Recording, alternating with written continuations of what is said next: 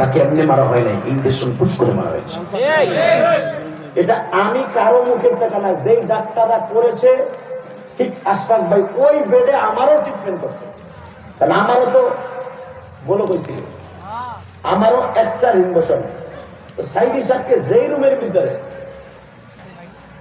সাইদি সাহেবকে যেই বেডে যেই জায়গায় রিং বসাইছে, সাইদি সাহেবের তো 8টা রিং বসানো, যেই ডাক্তার বসাইছে সেই আমাকে আদর করে নিয়ে ওই বেডে শোয়াইছে শুধু তার গোপন কথাটা বলার জন্য।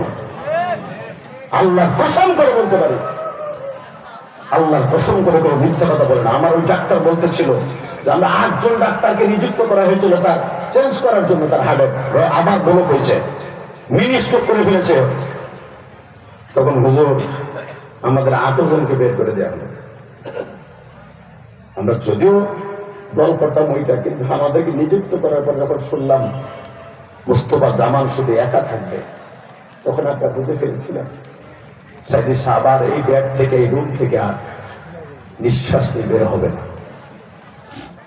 ওই ডাক্তারটা কেঁদে কেঁদে আমার কাছে বলেছিল, আমি আল্লাহকে সাক্ষী রেখে বলছি, আমার জেল হোক আর ফাঁসি হোক, ওই ডাক্তারটা জেল হোক আর ফাঁসি হোক, সে আমাকে নিজে বলেছে আপনার ঠিক এই বেডে, এই রুমের মধ্যেই আপনাকে অপারেশন করা হচ্ছে।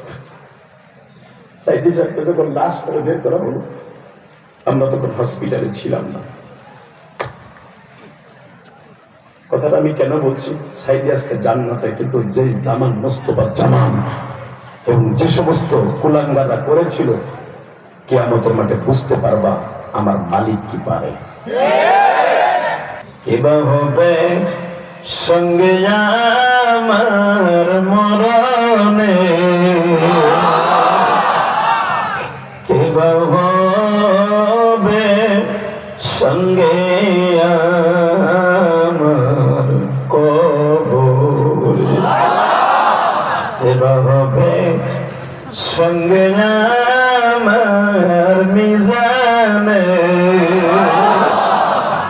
এবার হবে সঙ্গে আমার পুসুরাতে।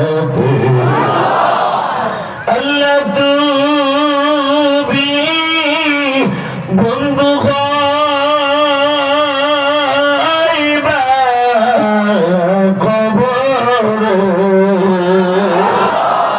পানা হলে কেমনে থাকবো ওই ঘরে। মাও নাই রে বাবা নাই রে, যেই ঘরে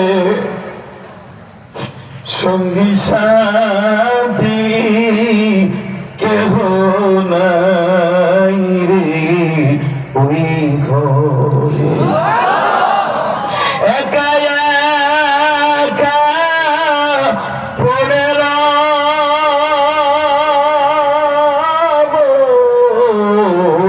সেই ঘরে। তুমি যদি নাহি থাকো কবরে, আল্লাহ তুমি যে দেখো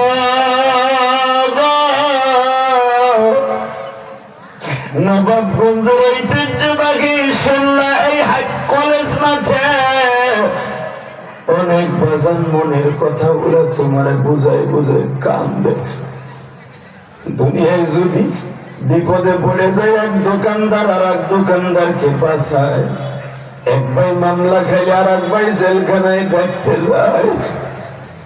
দুনিয়ায় জেলখানায় মামলা হইলে উকিল ধরে বাবা ছোটা পাওয়ার সিস্টেম থাকে, খবরে যদি চলে যায় ওখানে তো কোনো উকিল নাই, ওইখানে আমার আপন বলতে কি হই নাই রে মালিক।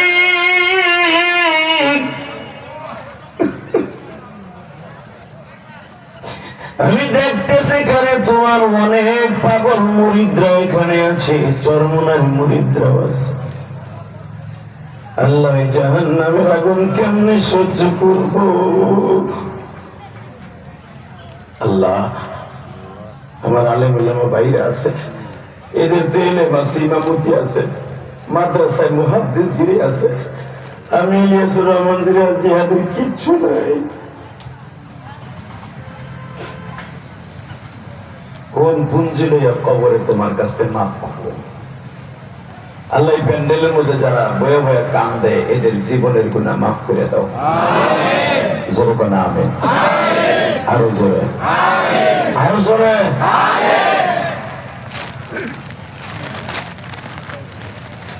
আলোচনা যত সময় চলবে আপনি থাকবেন না বাঁচবেন? ভেসটা বাড়াও, ভেস টন বাড়াও, ভেস অফ করো, টন বাড়াও তো, ভেস অফ, টন বাড়াও, মাস্টারটা হালকা বাড়াও, বাজারও বাড়াও, মাস্টারটা বাড়াও, রিভার বন্ধ থাকবে। আল্লাহ আল্লাহ আল্লাহ। বাবা এই দুনিয়া থাকতে পারবো? সিস্টেম আছে? কেউ আপনার ধরে রাখতে পারবে? দুনিয়ায় একটু সুখের জন্য আজকে আমরা একজনের মাথায় বাড়ি দেই, কথা বল না কেন? ভাই বাইরে ঠগাইয়া সম্পদের মালিক হই, স্ত্রী স্বামীরে মাইরা নাঙের হাত ধইরা সুখের আশায় ভাগ্যে যায়। চাচা কথা আসতে গেলে স্ত্রী 10 বছর স্বামীর ঘর কইরা নাং একটা যখন গালো পায়, স্বামীটারে ধুইয়া সুখের আশায় আর একবারের হাত ধইরা ঢাকা যায়। কথা বল না কেন? এরকম হচ্ছে না? আমি নবাবগঞ্জের কথা কই না, আমি আমার গোপালগঞ্জের কথা কই, আর কেরানীগঞ্জের কথা কই না। এই মুসলমানের পোলা হচ্ছে কি হচ্ছে না? আরে নবাবগঞ্জে বেশি হইতেছে মিয়া, নবাবগঞ্জের পোলা পান বেশি প্রবাসী, বিশেষ করে সোল্লা। আমার জানা আছে এই সোল্লা আজ থেকে বহুত বছর আগে আসছিলাম, আলহামদুলিল্লাহ বলেন। শুধু আপনাদের দুটো পাও ধরে বলবো, আলোচনা যত সময় চলবে যাবেন না কেউ, ইনশাল্লাহ বলেন। থাকবেন তো ইনশাল্লাহ? ভাগবেন না তো? সবাই ভাগবেন না তো? সবাই থাকবেন? আল্লাহকে হাত উঠে দেখান তো কে কে ভাগবেন।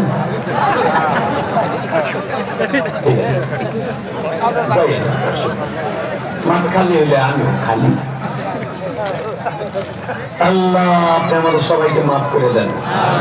যতদিন বাঁচবেন কার হুকুমে মানবেন, কার গুণগান গাইবেন? এই ঐতিহ্যবাহী নবাবগঞ্জের সোল্লা মাঠে বসে একটা ওয়াদা দেন, যতদিন বাঁচবো কার ইবাদত করবো? না কোনো পীরের, না কোনো নেতা। হ্যাঁ, নেতা একজনের পাইরবি করবে, সে হলো মুহাম্মাদুর রাসূলুল্লাহ। ওই নেতার জন্য রাজনীতি করবো যেই নেতার ভিতরে সুন্নত তরিকা আছে। ওই চোর নেতা গুম চুরি করবে আর আমি জাহান্নামে যাব, ওই নেতার গোষ্ঠী কি নেই। সে যদি আমার বাপ হয়, কথা ঠিক না? শুধু আপনাদের খেদমত আরজ করতে চাই, আমি একটা সুন্দর আলোচনা উপস্থাপন করার জন্য ইচ্ছা পোষণ করছি, আল্লাহ আমাকে তৌফিক দেন। আপনি জানেন কোরআন শরীফের ৬০৬৬টি আয়াতের মধ্যে একটা উল্লেখযোগ্য আয়াত আমি যেটা তেলাওয়াত করছি, যখন মারহাবা ওয়া আম্মা মান খাফা মাকামা রাব্বিহি ওয়া নাহা আন-নাফসা আনিল হাওয়া ফাইন্নাল জান্নাতা হিয়াল মাওয়া। ও বান্দা, গুনার কথা মনে করে, জাহান্নামের কথা মনে করে আমি আল্লাহর সামনে হিসাব নেওয়ার ভয়ে অন্তরের সাথে জিহাদ করে গুনার কান্ডা ছেড়ে দিয়া যারা ভালো কাজ করবি, ফাইন্নাল জান্নাতা হিয়াল মাওয়া। আমার 8টা জান্নাতের ভিতরে একটা জান্নাতের নাম জান্নাতুল মাওয়া। আমি তোর নামে দলিল নামজারি সহ দিয়া আজরাইলে পাঠাবো। হ্যাঁ, সুবহানাল্লাহ। ভোট পোলের মধ্যে যে কই এখানে কইবা সুবহানাল্লাহ, যে যত জোরে কবেন জান্নাতের ভিতরে আপনার নাম, আপনার বাবার নাম সহ একটা সুবহানাল্লাহ গাছ আল্লাহ নিজে লাগাই দিবেন। যতবার বলবেন খুব জোরে বলবেন। রেডি? বলেন আলহামদুলিল্লাহ, বলেন আল্লাহু আকবার। এই পর্দাটা খুলো আমার সামনাসামনি, এই যে এটা এটা খুলে দাও। এটা কোনো সামনেরটা একটা খুলছে আর একটা খুলে নাই কেন? এই মুসলমান ভাইরা খুলে ফেলা হয়েছে, বোকা টান দিলে খুলো তো আমার সামনেরটা, তাই নেই পাশে কাছে রেখে দাও।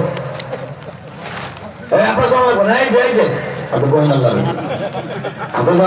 খুলে নিয়েছে কোন সময় টাই নেই, ফোলা পঞ্চায়েত বুথে সরকার নামাই লাইতে পারে, ও নামাইতে সময় লাগবে 30 সেকেন্ড লাগবে না, একটা টান দিয়ে প্যারাত করে ছিঁড়ে লাগবে। ছিল না, আস্তে আস্তে করলো। জোরবেন আমিন, আরো জোরবেন আমিন। শুধু একটা কথার উত্তর দিবেন, নফসের তাবেদারি করে জাহান্নামে যাব না।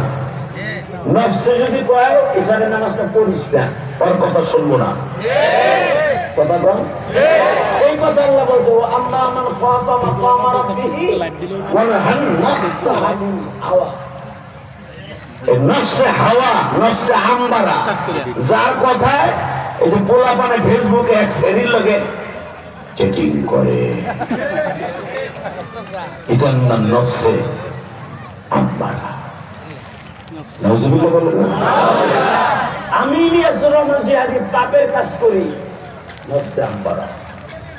এই যে হুজুর যে কোনো সময় শয়তান তারে ধোঁকা দেয় এই কলমের উপরে, আর এইটা যার ঠিক নাই আর কোনো গুনাহ নাই। মারহাবা বলেন। এখন যদি কোন এইটা আবার ঠিক নাই কার, এক নম্বরে ছোট বাচ্চা বালে ঘর আগ পর্যন্ত এটা ঠিক নাই, কথা বল না কেন?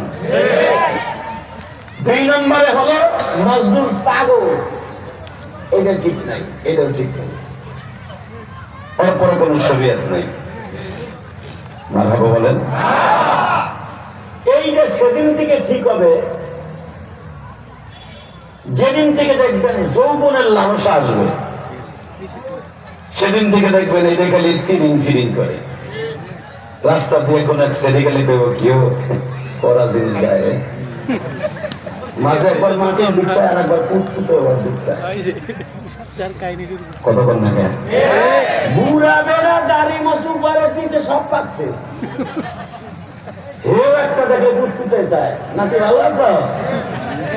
আমার নাতিটা অনেক বড় হয়ে গেছে, আতরে কিন্তু দেখলাম দুধ খাইতে, তোর মাছ থেকে বড় হয়ে গেছে, মাছ থেকে বড় হয়ে গেছে, ওইটা কয় বুড়া ভিতরে সিঙ্কি পিটি চাপারা মানে চিঠি বানা, কথা বল না কেন? মালয়েশিয়ার ভাষা বলে হয়। ওই মুসলমানের বোনের দিকে তাকান, ওই যে যে সিঙ্কিম টাকা চিপিনি চাপারা চা, এই যে বুড়াটার ভিতরে যে সিঙ্কিং, আমার ভিতরে যে সিঙ্কিং, ওই হুজুরের ভিতরে সিঙ্কিং, এটার নাম নফস আম্মারা। কথা বলেন না কেন? আর এইটার এসে দুবাইতে পারছে রব্বেটার কি বলে, আমি আয়াত খান আবার পড়ছি, এইটার ভয় আল্লাহ আমি যে করতেছি এই চোখের হিসাব দিতে হবে, আবার তো হিসাব দিতে হবে। وأما من خاف مقام ربه ونهى النفس عن الهوى এ সূরা আল্লাহ আকবার কইয়ে রে কলম ঠিক হয়ে যাবে চাচা। وأما من خاف مقام ربه ونهى النفس عن الهوى فإن الجنة هي المأوى। এটা ঠিক করবি সব ঠিক, ইনশাআল্লাহ বলেন। এটা যার ঠিক নাই আর কিছু ঠিক নাই, জ্বলন্ত প্রমাণ দিয়ে যায়। মুইনুদ্দিন চিশতিও মানুষ, আমি ইলিয়াস রহমান জিহাদিও মানুষ। মুইনুদ্দিন চিশতি মুহাদ্দিস, ওই মাদ্রাসার মুহাদ্দিস ও মুহাদ্দিস। আব্দুল মালিক সাহেব মুহাদ্দিস, এই হুজুরও মুহাদ্দিস। জাহিদুল ইসলাম কাসেমি সাহেব মুহাদ্দিস, উসমান হারিমিও মুহাদ্দিস। কথা বল না কেন? উসমান হারুনি আগুনে ঝাঁপ দিলে শরীরের একটা পশম করত, আল্লাহ যারা আসতে পাবে বাড়ি করতে ছিল। এই যে এদিকে এই যে ভাইরা, হ্যাঁ গেটটা সাইডে কেন আসো বলি যা, পিছনে ব্যাক করিস না, মোড়া বেড়া লাল হনে লাল কালা, তুই গেলি গা যা। লিল্লাহি তাকবীর, লিল্লাহি তাকবীর। ওদিকে তাকাবেন না, আমার দিকে তাকান। আইছে আল্লাহ সবাই উনি বানাই দেন, মুইনুদ্দিন চিশতি বানাই দেন। রমাদান কোন দিনে কার দোয়া কবুল হয় ওই ওকে জানে।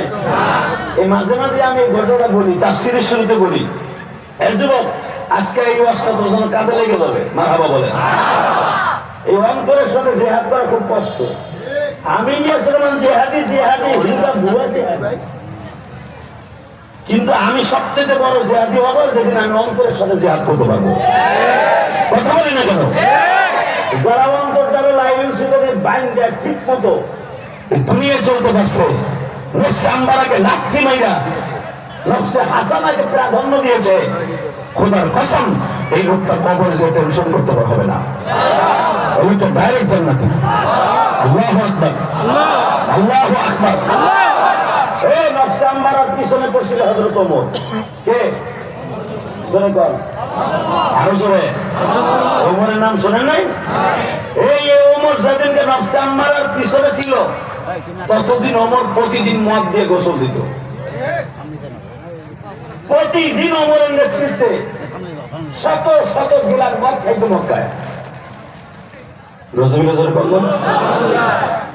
যেদিন হযরতে হাওয়া নফসে আম্মারাকে লাথি মাইরা আমার বিশ্ব নবীর কলিজা হয়ে গেল, ইসলামের দ্বিতীয় খলিফা হয়ে গেল, ইসলামের দ্বিতীয় জান্নাতি হলো, নবীদের পরে দ্বিতীয় নাম্বার জান্নাতি ওমর হয়ে গেল। সেদিনকেই হয়ে গেল যেদিন নফসে আম্মারাকে টাইট করে বেঁধে ফেলল। এমনকি ওমরের সামনে দিয়ে যদি ইবলিস শয়তানও যাইতো, ইবলিস শয়তানও হাত পা বেঁধে নবীর সামনে নিয়ে আসতো। রাসূলের 1,00,000 সাহাবীর মধ্যে কোন সাহাবী শয়তানের হাত পা বাইন্ধা, চাই হাত পা বাইন্ধা মাথায় করে এইভাবে নবীর সামনে আনতে পারে ওমর ছাড়া? হাদিস আছে না নাই? আছে না? বলো ওই বুড়া বেড়া করে মিথ্যা কথা কয়, শয়তান না আমার পৃথিবীতে একজন মাত্র মানুষ নবীদের পরে, সুলাইমান নবী শয়তানের ডেলি বানত। শয়তান অন্যায় করলে ওরা বাইন্দা খেয়ে দিল চিৎ করে। আল্লাহু আকবার বলেন। কিন্তু নবীর সাহাবীদের মধ্যে একজন মাত্র সাহাবী শয়তানের হাত পাও চাই হাত পা বাইন্দা এইভাবে মাথায় করে আটার বস্তার মতো নবীর সামনে ঘের করে গেছে। ওমর তো চেনে নাই, দেখি এটা যে কি মাল, এটা তো ওমর চেনে নাই। কথা বল না কেন? ও যে প্রত্যেকটা মানুষের ফসলের গোড়া দিয়ে ঢুকতে পারে এটা ওমর চেনে নাই। ওমর তো অনেক ঠিকই বেঁধে দিয়েছে। মারহাবা কর, আরো জোরে, আরো জোরে, আরো জোরে।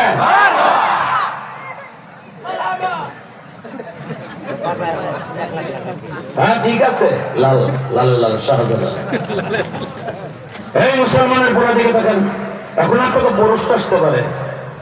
ওমর যে শয়তানদের বাংলা, শয়তান আবার মানুষের রূপ ধারণ করে কবে? এটাও আমার আল্লাহর খেলা। পৃথিবীর এমন কোন সুরত নয় শয়তান ধারণ করতে পারে না। ওমর যখন তার হাত পা বাঁধে মাথায় লইছে তখন কি ছাগল হয়ে যেতে পারতো না? পারতো। কিন্তু আমার আল্লাহ বলে দিচ্ছে, ওমর যখন তোর মানুষের রূপে ধরছে তুই আর কোন রূপ পরিবর্তন করতে পারবি না। আমি আল্লাহর ওয়াদা, ইন্নাল্লাহ আলা কুল্লি শাইইন কাদির, আল্লাহু লা ইলাহা ইল্লা হুয়াল হাইয়ুল কাইয়্যুম। আমার ওমর যখন তোরে বাঁধছে তুই যেই সূরাতে আছিস ওই সূরাতেই থাকবি। এই হাদিস আপনারা জানেন, বুখারীতে আছে, সূরা আয়াতুল কুরসির তাফসীর আছে বুখারীতে। ওমরকে দায়িত্ব দিয়েছে বাইতুল মালের পাহারা দেওয়ার জন্য। মারহাবা বলে, আরো জোরে, আরো জোরে। যারা জোরে জোরে সুবহানাল্লাহ আলহামদুলিল্লাহ মারহাবা বললেন, আমি কসম করে বলতে পারি, গ্যারান্টি দিয়ে বুকে হাত দিয়ে বললাম, আপনার কলব নষ্ট হবে না। জীবনে যা চাবেন তাই পাবেন, কারণ আপনি আমার মওলার এই কলমের ভিতরে বসাই ফেলবেন আজকে ইনশাআল্লাহ, ইনশাআল্লাহ। কারণ শয়তান কই উঠতে পারে, বিড়ির নেশায় ধরে কবে যাবে তাই নাই, উঠবো না। এটার নাম নফসে আম্মারাকে জুতা মারা। কথা বল না যায়। শয়তান আজকে কইব দূর ওয়াজ শুরু করছে, মনে হয় বেলা 12টা 1টার আগে ছাড়বো না, তোর জায়গা যা মনে আছে। এই যে নফসে আম্মারাকে যে একটা জুতার বাড়ি দিলেন ওমরের মতো করেন। বাইতুল আমান ব্যাংকের ম্যানেজার বিশ্ব নবী অনেক একজন সাহাবীরে প্রতিদিন রাখতেন। পুরস্কার আসতে পারে, বাইতুল আমান ব্যাংকের দারোয়ান এক সাহাবী রাখতেন। তবে কি ওই জামানায় চোরা ছিল? ছিল 100% ছিল। মুনাফিক গুলো কি মরে গেছিল?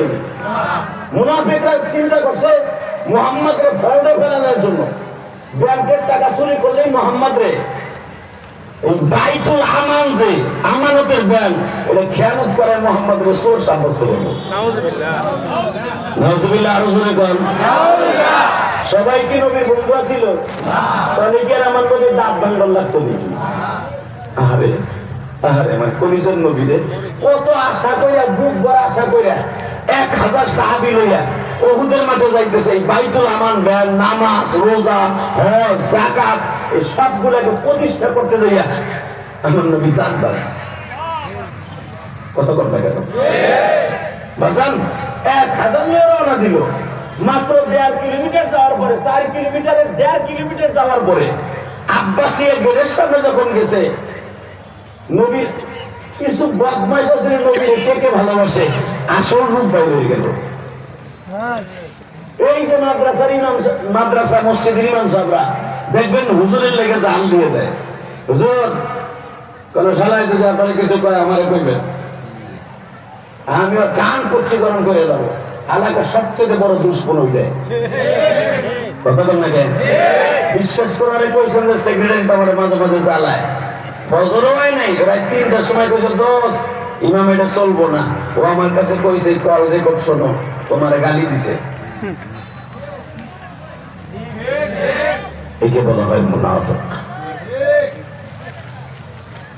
আমার নবীর সাথে খাইতো, নবীর সাথে ঘুমাইতো, নবীর সাথে এক বিছানায় মাঝে মাঝে ঘোরাঘুরি খাইতো। নবীর বিবিদের ঘরে ইফতারির দাওয়াত দিলে এই বদমাইশটা যাওয়ার সুযোগ পাইলে যাইতো। ওর নাম ছিল আব্দুল্লাহ ইবনে উবাই ইবনে সুলুল। ওলামা তো জানেন না, সাধারণ না? রাইসুল মুনাফিক আব্দুল্লাহ ইবনে উবাই ইবনে সুলুল নামটা কত সুন্দর, উবাইদুল্লাহ ইবনে সুলুল নাম কত সুন্দর বাবা। উবাইদুল্লাহ ইবনে সুলুল, আব্দুল্লাহ ইবনে উবাই ইবনে সুলুল। এই বদমাশ নবীর সাথে ইফতারি করছে, নবীর সাথে এক প্লেটে বাবা খাবার খাইতো। উম্মাহাতুল মুমিনিন মা আয়েশার ঘরে মাঝে মাঝে যাইতেন। মা আয়েশাকে নবী পর্দার ভিতরে যাইতে বলতেন। নবীর ঘরের মধ্যে কি কি আছে অনেক সাহাবী জানতেন না বাবা, কিন্তু এই মুনাফিক জানতো, কারণ নবীর ঘরে ঢোকার পারমিশন ছিল। এই বেঈমানটা মুনাফিকটা নবীর সাথে 1000 সাহাবী নিয়ে নবী যখন উহুদে যায়, শয়তান আব্বাসিয়া গেটের কাছে যাওয়ার পরে বাজান রে, আমার মাথায় যে চুল দেখতেছেন এই চুলটা আমি মক্কা মদিনা থেকে কেটে আসছি বাবা। এখনো পর্যন্ত বোলাটা লাগাই নাই। বাংলাদেশে আসিয়া একটা কেসি দিয়াও বাবা একটু চুল কাটি নাই। আমি এই বছরে যখন আব্বাসিয়া রাইসুল মুনাফিক আব্দুল্লাহ ইবনে উবাই ইবনে সুলুলের বাড়ির সামনে বাজান, তার দোকানের সামনে একটা মসজিদ আছে, যেই মসজিদ থেকে আমার নবীরে সবচাইতে বেশি কষ্ট দিয়েছিল বাবা আব্দুল্লাহ ইবনে উবাই ইবনে সুলুল। এই বেঈমান কাফেরদের সাথে ভয়ঙ্কর ছিল বাবা। আমার নবী বুঝতে পারেন এই বেঈমান আমার এত বড় কষ্ট দিবে।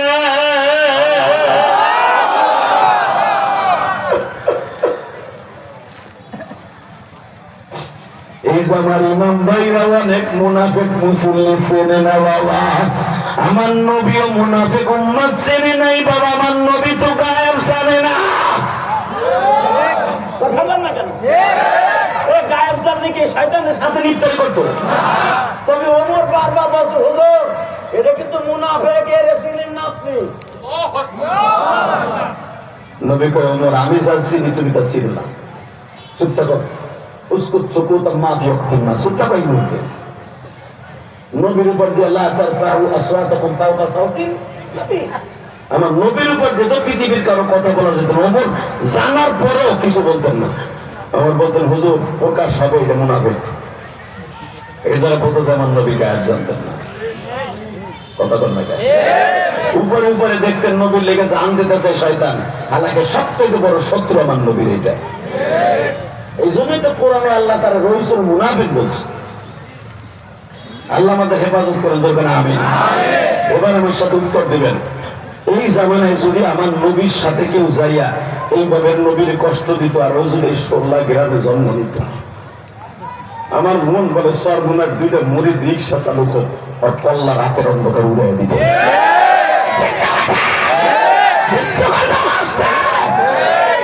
যদি এরকম মুনাফিক সমাজ আমাদের থাকে, ইসলামের বিরুদ্ধে, কোরআনের বিরুদ্ধে, আল্লাহর বিরুদ্ধে, দাড়িটুপির বিরুদ্ধে, আলেমের বিরুদ্ধে, নবীর বিরুদ্ধে কোন ষড়যন্ত্র করে ওর কল্লা উড়াই দিব, ওই সব বিজ্ঞান ভাগ করুন ওর কল্লা উড়াই দিব। কাকে রাজি আছো?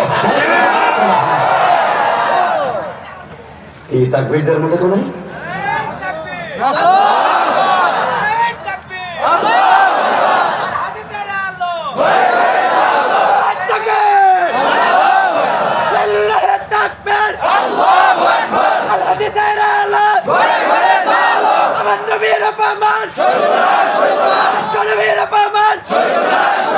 সংসদে আইন চাই, নবীর পরে নবী নাই, এই যে ছেলেটা যে বলছে না, এইরকম ছেলেগুলাই হযরত ওমরের গাড়িতে জান্নাতে যাবে। ওমরের অন্তত 1 যুগ আগে কালেমা পড়ছে, নবীর সাথে রয়েছে যে সাহাবীগুলি, তারাও ওমরের গাড়িতে জান্নাতে যাবে। আল্লাহু আকবার জোরে বলেন। ওমরের আগে কালেমা পড়ছে হযরত আলী, কিন্তু আলী কিন্তু 2 নম্বর জান্নাতি না। হালাকি মক্কার সবচেয়ে শয়তানের পায়রবি করনেওয়ালা, সবচেয়ে বড় ডেয়ারিং ডেঞ্জারাস একজন নেতা, যে শয়তানের পাশ্চাত্যের পিছনে পড়ে নিজের জীবনকে ধ্বংস করে দিয়েছিলেন, সে হলো আমার নবী, আপনার নবীর কলিজার টুকরা দ্বিতীয় জান্নাতি ওমর। পৃথিবীতে কোন মানুষ নবীকে কল্লা কাটার জন্য কেউ সাহস পায় নাই, এই ওমর পেয়েছে। কথা বল না কেন? তোমরা খারাপ? সেই ওমর যদি দ্বিতীয় জান্নাতি হতে পারে, আজকে আমরা নবাবগঞ্জের সল্লা ইউনিয়নের সবচেয়ে বড় মদখোর, জুয়াখোর, বোতলখোর, আমিও জানোয়ার না থেকে আমিও আনোয়ার হব। এই সাহাবী আমাদের মডেল। আল্লাহু আকবার বলতে পারেন না কেন? রেডি আছেন না ইনশাআল্লাহ? রেডি আছিস না?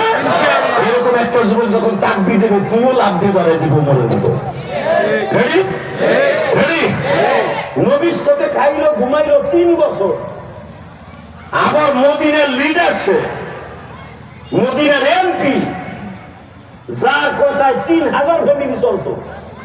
আব্দুল্লাহ ইবনে উবাই ইবনে সুলাইম, তার বংশের নিজস্ব লোক 300 লোক। এই 1000 যুদ্ধের সেনাপতির মধ্যে 300 হলো তার। 300 যুবক নওজোয়ান আব্দুল্লাহ ইবনে উবাই ইবনে সুলুলের চেহারার দিক তাকায় জীবন দিতে পারতো। এমন নেতার নেতাই শয়তানরা। নবীর এসে কয়, আপনার লোক লাগবে না উহুদে? হ্যাঁ, আমি 300 জন দিব, এবং এমন 300 জন দিব যারা এক একজন 100 জনের বিরুদ্ধে লড়তে পারে। মন খারাপ, লাতিনের মতো বিভিন্ন ধরে দিচ্ছেন। এই নেতা বদমাশ লুচ্চারাই কয়, আমি এমন একজন মুজাহিদ দেব আপনারে, একজন 100 জনের সাথে লড়তে পারে। শুনছি তারা বদরে পরাজিত হয়ে উহুদে আসতেছে প্রতিশোধ নেওয়ার জন্য, তারা 300 জন। শোনেন মোহাম্মদ, কি আমি 300 নওজোয়ান আপনার সাথে যুদ্ধের ময়দানে সফর করলাম। হযরত ওমর কুতকুতে একাই, ওমর তো চিনে, ওমর তো চিনে যে শয়তানকে বাইন্দা আনতে পারে, বোঝেন নাই বলে কি জিনিস। ওমর কুতকুতে ছায়া কয়, দে 300 দেখবো না। নবীর সামনে জেগে, ইয়া রাসূলুল্লাহ, ওয়াল্লাহ নিয়েন না, আপনি কষ্ট পাবেন, ওরা আপনার অনেক ক্ষতি করবে। আমার নবী বলে, আমি যা জানি তুমি তা জানো না, চুপ থাকো। হযরত ওমর চুপ হয়ে গেলেন, কারণ নবীর উপর কিন্তু কথা বলতে পারে না। কথা বল না কেন? আরো জোরে, আরো জোরে। ওমর যখন রওনা দেয়, বুখারীতে দেখবেন কিতাবুল মাজিদে, তখনও বলে বাবে উহুদ দিয়ে যখন নবী রওনা দিয়ে উহুদের দিকে যায়, তখন আমার পিছনের থেকে বলি, ইয়া রাসূলুল্লাহ, যুদ্ধের ময়দানে আমরা যাইতেছি 1000 লইয়া, এখনো আমি কই ওর 300 জন আলাদা করে দেন, ও কিন্তু আমাকে মনোবল নষ্ট করে দিব। আমার নবী বলে, ও না, এই মুহূর্তে বিদায় নিতে পারছে না, কারণ আমি বুঝছি যে মুনাফিক।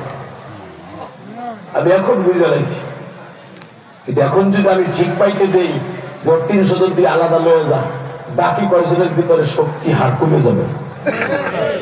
যেমনি হোক তখন নিয়ে চলো, এবার কান্দে।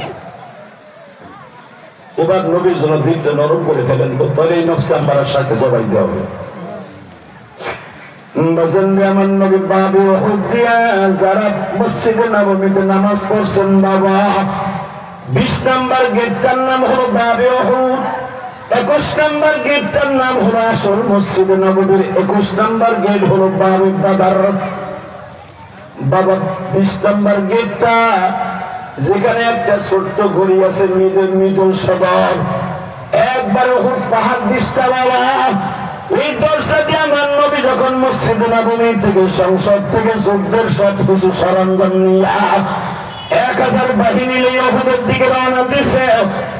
নবী আমার যুদ্ধের পোশাক পরে ফেলছে। ওয়াইদ গাদাউতা মিন আহলিকা তুবাব্বিউল মুমিনিনা মাকাইদা লিল কিতাল। নবী আমার সকালবেলা যুদ্ধের পোশাক পরিধান করিয়া বাবা, যুদ্ধের পোশাক পরিধান করে বিবিদের কাছ থেকে বিদায় নিয়ে নিলেন। আমার আল্লাহ তাই কোরআনে বলে, ওয়াইদ গাদাউতা মিন আহলিকা তুবাব্বিউল মুমিনিনা মাকাইদা লিল কিতাল। তুবাব্বিউল মুমিনিন মানে হুজুরের বিবিদেরকে, নবীর বিবিদের কাছ থেকে বিদায় নিয়ে বলে, বিবিরে, বদরের মাঠে আমরা বিজয় লাভ করছি, 70 জন বেঈমান আল্লাহ পাকের হুকুমে কতল করছি। ওই 70 জনের আহলাক পর্যন্ত আসছে আমাদের প্রতিশোধ নেওয়ার জন্য।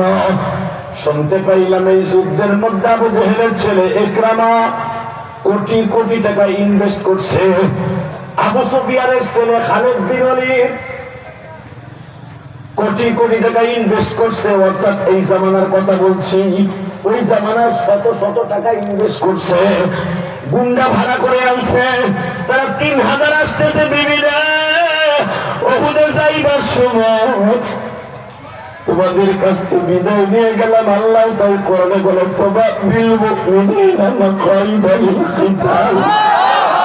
নবী সকালবেলা বিবিদের কাছ থেকে যখন বিদায় নেন, আমি মালিক কিন্তু সায়ে সায়ে দেখতেছিলাম গো, আমার নবীর মুখটা বড় মলি।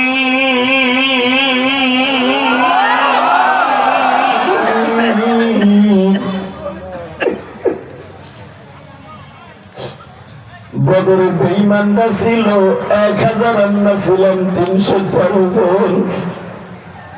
এইবার ওরা হইতেছে 3000-এর উপরে, আমরা হইতেছে 1000। সব যুদ্ধে ওরা 3 গুণ থাকে। আমাদের ঘোড়ার সংখ্যা হলো 70টা, ওদের ঘোড়ার সংখ্যা 3000 মানুষ, এক একজনের 4টা করে যুদ্ধের ঘোড়া আনছে। আরে ওদের ঘোড়ার সংখ্যা হলো ভাই 12টা করে এক একজনের। এই মুসলমান ভাইরা 12,000 ঘোড়া নিয়ে আসছে, উটলি আসছে বাবা, এক একজনে এক একটা, নায়িকা গায়িকা সব নিয়ে আসছে বাবা। খাবার দাবার 3 ডাবল করে নিয়ে আসছে, মদ নিয়ে আসছে, খাবে আর যুদ্ধ করবে। নবী এই খবর শুনিয়া নবীর মধ্যে ব্যথা আরম্ভ হয়ে গেছে। আরে তলিকে আমার ইসলাম মদিনার থেকে বিদায় না যাবে গো মানি।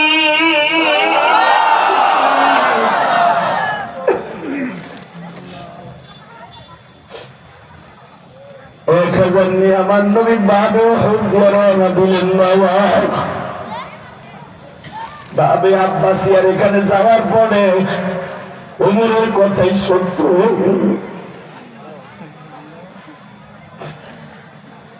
পট করে আব্দুল্লাহ ইবনে উবাই ইবনে সালুল নবীর পিছনে দাঁড়ায় বলে, এই মুহাম্মদ সাহেব দাঁড়ান। নাউজুবিল্লাহ বলে না, শুনছেন কথা, মুহাম্মদ সাল্লাল্লাহু আলাইহি ওয়াসাল্লাম বলে না, কি বলে? এ মুহাম্মদ সাহেব দাঁড়ান। ভাই এই দোকানগুলো উড়াই দেন না, এই দোকানের উপর কথা হয়। দোকানদার প্যান্ডেল এক জায়গায় রাখছে, বেটা ঘোরার দিনের ওয়াজ দিতে এই পর্দা খুলো তো, এই পর্দা খুলেন। তাহলে আমি দেখতেছি কোন সান্দুর গুসান্দু কথা কয়। আমি পারবো আর ঘুষাইতে, দুইটা খোলা পাঠাই দিব, দোকান দোকান খাইয়ে লাগবো।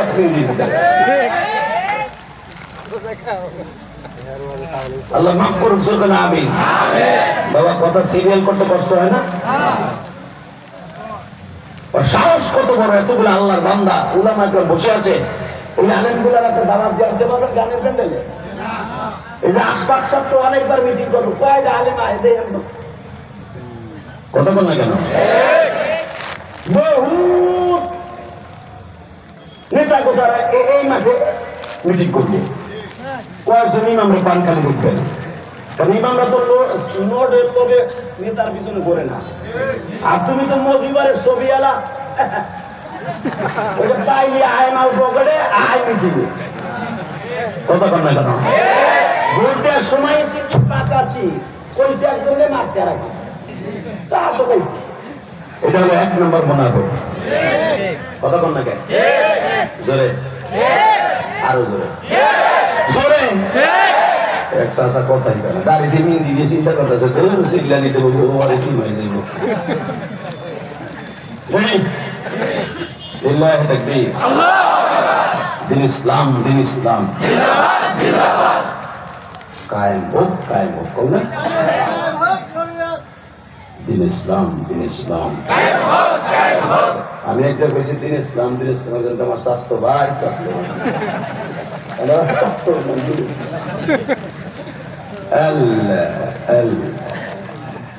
আল্লাহ মাফ করুন, চলবে না। কষ্ট পেয়েছেন তো? দেখেন নফসে আম্মারার পিছনে পড়ে কি হয়ে যায় মানুষ। লিল্লাহি তাকবীর। আব্দুল্লাহ ইবনে উমর শুনলে বিয়াদত কি কয়, এই মুহাম্মদ ঘুম। আরে আমার নবীরে আল্লাহ নাম ধরে ডাক দেন না কোরআনে। মারহাবা করেন না?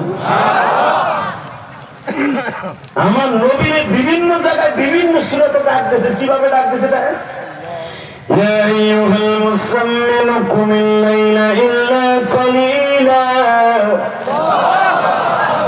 ইয়া আইয়ুহাল মুদাসসির কুম ফাআনদির, ইয়াসিন,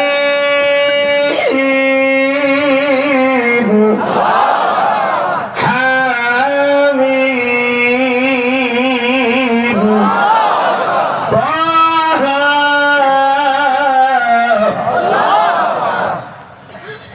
আর রহমান, আর রহমান আল্লাহর নাম, নবীর নাম। আমার নবীর নাম 99টা, আল্লাহ নাম 99টা। আল্লাহু আকবার জোরে বলেন, আরো জোরে, আরো জোরে। যার নাম শোনার পরে দুরূদ পড়া, সাল্লাল্লাহু আলাইহি ওয়াসাল্লাম পড়া ওয়াজিব। যদি কেউ নবীর নাম শোনার পরে সাল্লাল্লাহু আলাইহি ওয়াসাল্লাম না পড়ে, সে গুনাহ কবিরা অ্যাকাউন্টে লইয়া মৃত্যুবরণ করবে। কি মনে করলেন আমার নবীর নামটা? আর বিয়াদব কি করে ডাক দেয়, এই মুহাম্মদ ঘুম। ঘুম মানে কারা? নবী আমার দাঁড়ানোর পরে ওমরের রক্ত গরম হয়ে গেছে। ওমর বুঝে লাগছে যে শয়তান এখন শয়তান করবো। ওমর টান দিয়ে তরবারি নিয়ে পিছনে খারাপ, তোর বাপ কিন্তু তোর পিছনে খারাপ। আমি আর ওয়াজি ওমর মাকে একটা কাইছিল, একটা তাকবীর দিতে নিয়ে ও যখন কইছে মুহাম্মদ গুম, বেয়াদবের মতো বলছে মুহাম্মদ গুম, ওমর পিছনে তরবারে টান দিয়ে কয় তোর বাপ পিছনে খারাপ।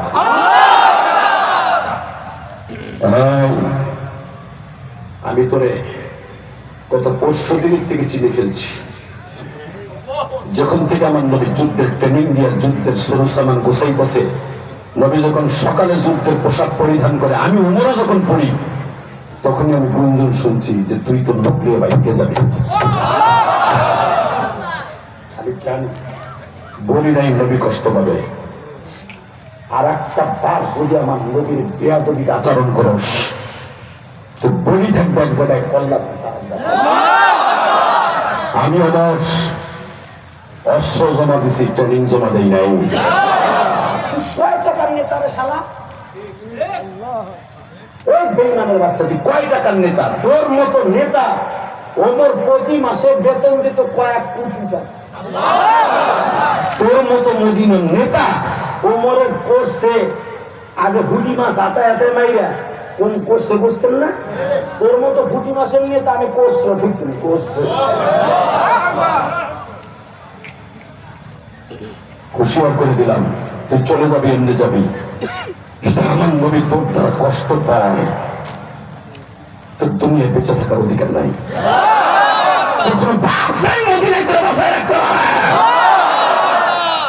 এই ওমর এই তরবারি দিয়া বদরের মাঠে তুই জানোস একটা দুইটা দেবেন গোটাই 70টা বদরের মাঠে মরছে আর 70টার উপরে ধরে নিয়েছি। দেখোস প্রত্যেকটা শরীর 100 তরবারির আঘাত। এগুলো সব বাঁধতে পারছি আমি না, কারো হাত কমায় ছুটে হেলাইছি, কারো পাও কমায় ছুটে হেলাইছি, ছুটে বাইন্দা কুত্তার মতো টানতে লয়েছি মদিনায়। আমি সেই ওমর, আর আমার সিদ্ধান্তের পরে তাদের বিচারে রায় হয়েছে। তোর মতো নেতা আমার ডাইন হাতে পাকেটে থাকে। একবার কইছস মোহাম্মদ তারা, খবরদার মুখ বন্ধ কর। আব্দুল্লাহ বিন সুলুলের কয়জন আছে এখানে? হাত উঁচা করে বলে আমরা তার লোক 300 জন।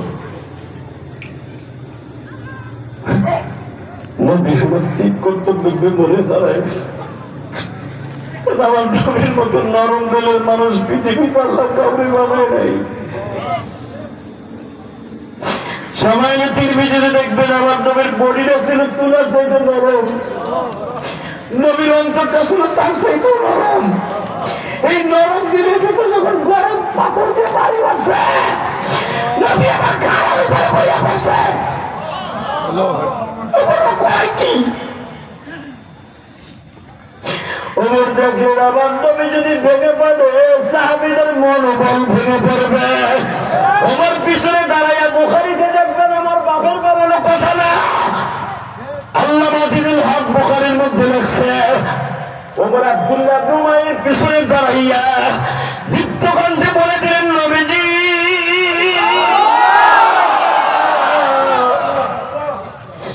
আমি শুধু আপনার সেনাপ্রধান নয়, আমি আপনার শ্বশুর।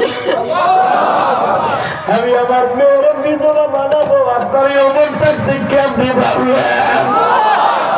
নবী আপনার সাথে ওয়াদা দিলাম গো, এই উহুদের মাঠ থেকে সবাই যদি ভাঙ্গিয়া যায়, সবাই যদি ভাগিয়া যায়, আবার আপনার পিছনে আসা, আপনার পিছনে আসা।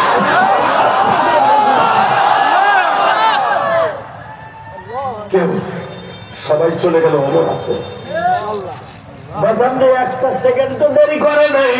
আর হেম উম্মতি বি উম্মতি আবু বকর, আবু বকর কোনদিনও রাগ হতেন না।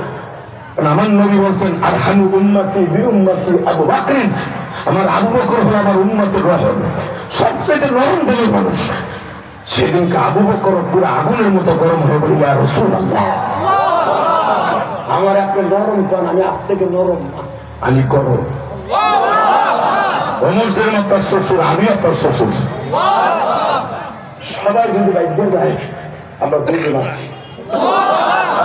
আমার আল্লাহ উনি ঘোষণা দিলেন আমার আবু বকরের পরেই জান্নাতে যাবো।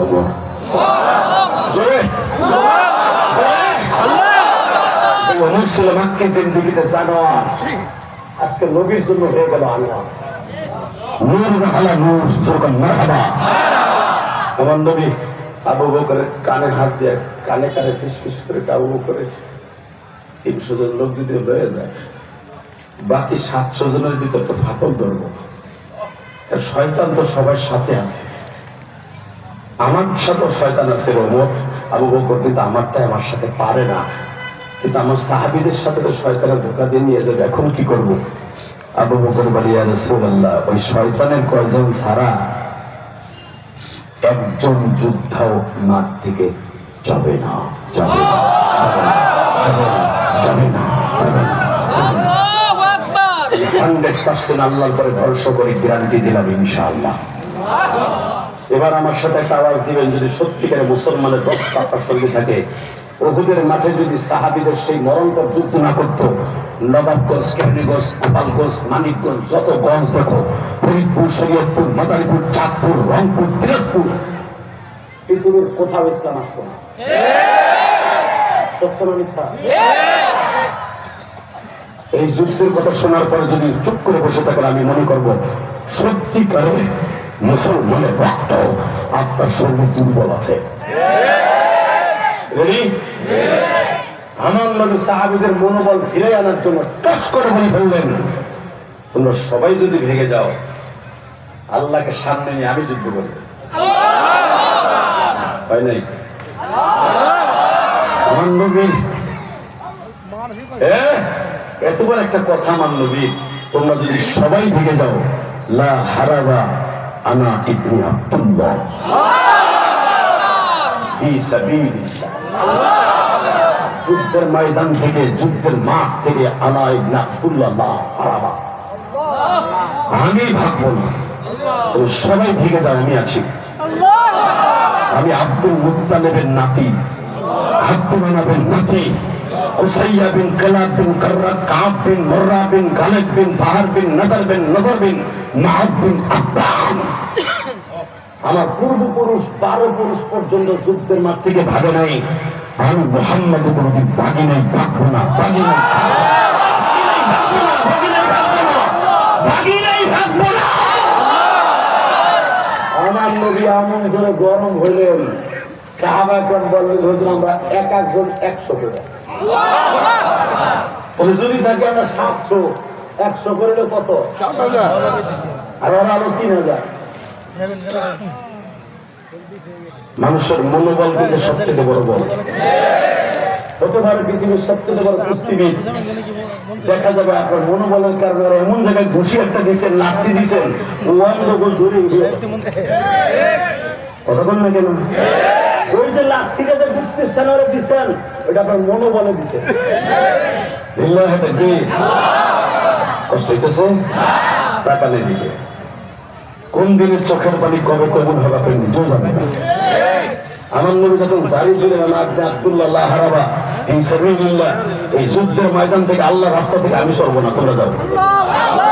পিছনের থেকে দেখা গেল 700 জন সাহাবী, যারাতে যা ছিল তাকবীরে ঘুরি দিয়া নবীকে এমন খুশি করছে এবং বলতে বাধ্য, এই 700 জনের মিছিল লইয়া আমার আল্লাহর জান্নাতের দরজা ভাঙিয়ে আমি ঢুকতেছে।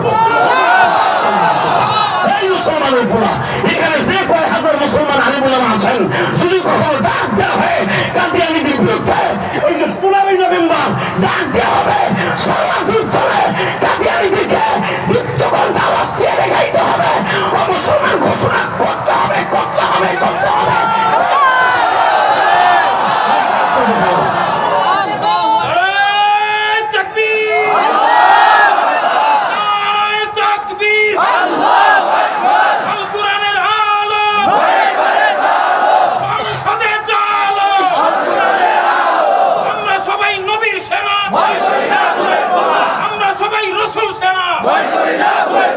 নবীর পরে নবী নাই, সংসদে আইন চাই, সংসদে আইন চাই, নবীর পরে নবী নাই। অ্যাকশন, অ্যাকশন, ডাইরেক্ট অ্যাকশন, মুসলমানের অ্যাকশন, ডাইরেক্ট অ্যাকশন, নবাবগঞ্জের অ্যাকশন, ডাইরেক্ট অ্যাকশন, জিহাদি সাহেবের অ্যাকশন, ডাইরেক্ট অ্যাকশন। নারায়ে তাকবীর। আমি ওয়াদা দিয়েছি 15 নভেম্বর কিয়ামত হবে ইনশাআল্লাহ। না, হুজুর এখন আর খালি হাতে যাবে না, কারণ ভুলে যাই নাই সাপটা চত্বরে সেমাইয়ের কথা। বাংলাদেশ আলেম ওলামাকে মাইনাস করে আর কোন সান্দ ক্ষমতায় থাকবে না, আর সে কায়দা কথা বল না। হাসিনাকে দাঁড়িয়ে সে রাস্তা হুজুরা বলতে ফেলেছে, তা না হলে সরমনে আল্লাহর কুতুব বাঁশের লাঠি দিয়া আর্মিদের সামনে দাঁড়িয়ে বলেছিলেন ব্যারিকেড ভাঙবো, পারলে ফিরান। আর্মির সুবেদার যখন বলে তখন হুজুর পিছনে দাঁড়ান, আর জিন্দা শাহজালাল সরমনে ফয়জুল করি বেহান্নাকে সেই কলেজে আমি দেখছি যখন আরবি স্থপতিদেরকে বললেন দ্রব্য পারলে অ্যারেস্ট করেন না গুলি করেন করেন গুলি আস্তে করে আরবি স্থপতিদের বলে তো যান আমরাও আছি যান ফজরের পরে আরবিরা যখন কয়েছে যান ফয়জুল করিম নিজেই তাকবীর দিছে আমার নবীজের মহুদের মাঝে একটা তাকবীর দিয়েছিলেন সেমন একটা তাকবীর হবে তো ইনশাল্লাহ আমার নবীর মধ্যে একটা তাকবীর আমি দিব আপনি রেডি যখন শুনলেন 700 জন সাহাবী তরবারি উঁচা করে বললেন আমরা এক একজন 100 সেনা প্রধানের বিরুদ্ধে যুদ্ধ করব বাজান এই কথাটা বলতে আছেন নবী এইভাবে বললেন তাকবীর লিল্লাহি তাকবীর আল্লাহু আকবার ইসলাম ইসলাম কায়েম হোক ইসলাম ইসলাম এই আওয়াজ আল্লাহ ইসলাম কায়েম করুন করুন 700 জন সাহাবী মনে হলো 7000 নবী আগে যেই গতিতে হাঁটা দিয়েছিলেন বুখারীতে দেখেন কিতাবুল মাগাজি তার থেকে 100 গুণ বেশি শক্তিশালী হিসাবে নবী হাঁটতেছে যেন বুঝতে না পারে যে নবীর অন্তরটা দুর্বল ফট করে যে কথাটা বলবে এখন কানবেন আবার নবী তারপর আব্দুল্লাহ ইবনে উবাই রাসূলুল্লাহ এইভাবে ঘাড়ে হাত দিয়ে বলেন যদি পাও ধরা জায়েজ থাকতো আমি ফের পা ধরতাম যদি হাত জোর করে কিছু বলা জায়েজ থাকতো আপনার কাছে বলতাম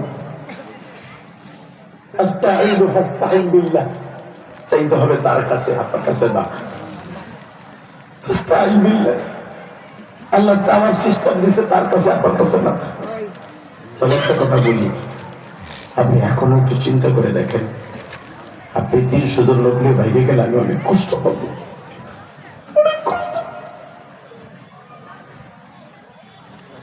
আর আপনি কি ভাবেন আমারে কষ্ট দিয়ে যুদ্ধের মাঠে আমরা ঠগি বা জেদি আমি উহুদের মাঠ থেকে ফিরে আসার পরে আপনি মদিনায় থাকতেন মারহাবা বলেন না